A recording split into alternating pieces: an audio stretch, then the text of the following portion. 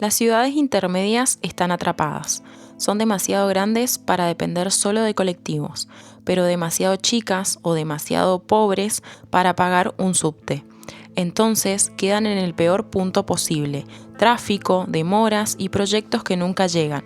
Pero hay una alternativa. No es nueva, no es futurista y en muchas ciudades ya funciona.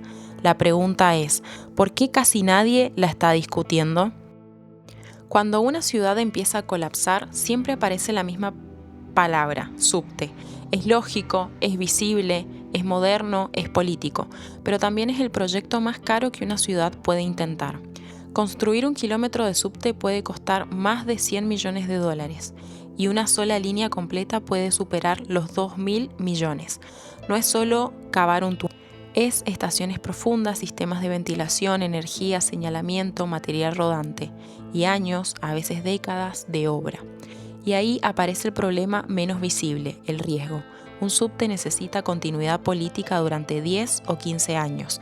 Cambios de gobierno, crisis económicas o recortes presupuestarios pueden dejarlo a mitad de camino. El subte es el último paso de una red madura, no el primero. Pero muchas ciudades lo plantean como punto de partida. Las ciudades que mejor funcionan no piensan en líneas, piensan en redes. El subte es una línea, una red metropolitana es un sistema. Y cuando una ciudad crece, lo que la ordena no es un túnel, es la capacidad de conectar periferias entre sí y con el centro. Ejemplo internacional: en Europa lo entendieron hace décadas. París no resolvió su crecimiento expandiendo solo el metro. Tuvo que construir el RER, trenes regionales que atraviesan la ciudad y se interconectan. Alemania hace lo mismo con el S-Bahn. El subte complementa, el tren estructura. Pero no hace falta ir a Europa. Buenos Aires funciona porque tiene una enorme red de trenes metropolitanos. El subte es importante, sí, pero el que mueve la región es el tren. Entonces, pensemos en una ciudad intermedia, no capital nacional, no megalópolis, una ciudad grande, pero no infinita. Y pensemos que esa ciudad ya tiene vías ferroviarias entrando desde distintos puntos. ¿Qué pasaría si esas vías dejaran de ser trenes aislados y empezaran a funcionar como una red metropolitana? Tomemos un caso concreto: Córdoba. Córdoba ya tiene una red radial de ferrocarriles. Lo que en otras ciudades fue una decisión estratégica millonaria, acá ya existe. El problema no es la falta de infraestructura, es no pensarla como sistema. No es magia, es sumar ramales. Ya hablamos de los servicios metropolitanos actuales de Córdoba, pero miremos qué se podría hacer con lo que ya existe, usando vías de carga y pasajeros que ya están y recuperando algunos ramales cerrados. Córdoba podría tener servicios como Córdoba La Calera, Córdoba Jesús María, Córdoba Villa del Rosario por Río Primero, Córdoba Pilar, Córdoba Altagracia, Córdoba Malagueño. Nada futurista, nada subterráneo, nada imposible. Ahora viene lo interesante. Todos estos servicios compartirían el tramo central. Supongamos algo simple: un tren por hora desde cada cabecera. En los extremos tenés baja frecuencia, pero cuando todos esos trenes entran al mismo corredor central, se superponen. Y donde antes había un tren por hora, ahora puede haber uno cada 10 minutos en cada dirección. Sin túneles, sin obras monumentales, solo coordinando lo que ya existe. Eso es interlineado, no es magia, es sumar ramales para aumentar frecuencia. Y la red puede escalar, porque además de los servicios metropolitanos, Córdoba también podría tener trenes regionales a Capilla del Monte, Villa María, Río Tercero, Río Cuarto. Estos no pasarían en todas las estaciones, funcionarían como expresos, aprovechando el mismo corredor central, pero conectando ciudades más lejanas en menos tiempo. El resultado es una red en capas: servicios frecuentes en el núcleo urbano y servicios más rápidos que conectan la región. Y este modelo no es exclusivo de Córdoba.